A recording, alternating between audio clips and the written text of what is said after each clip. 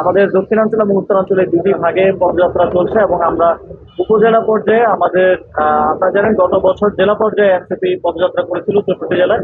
এবার উপজেলা পর্যায়ে আমরা আমাদের বার্তা নিয়ে এবং গণভোটের রায় বাস্তবায়নের দাবি সহ সমসাময়িক আরো কিছু দাবি নিয়ে আমরা জনগণের কাছে যাচ্ছি। খুব শান্তিপূর্ণভাবে সারা দেশে আমাদের এই কর্মসূচিগুলো পালিত হচ্ছে। আমাদের দিক থেকে কোথাও কোনো ধরনের ভায়োলেন্স, কোথাও কোথাও কোনো ধরনের আইন ভঙ্গ করার মতো পরিবেশ একবারও ঘটানো হয়নি।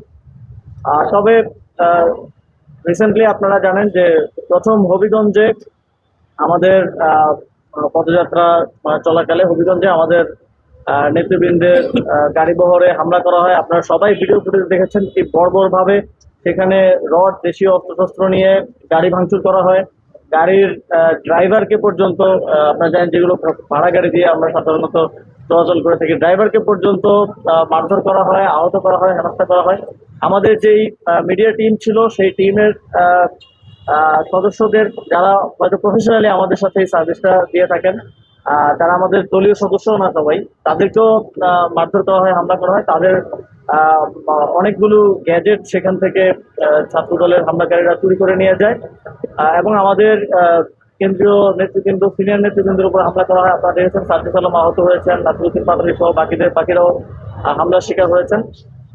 মাহমুদ আমিতুর উপর হামলা করা হয় এবং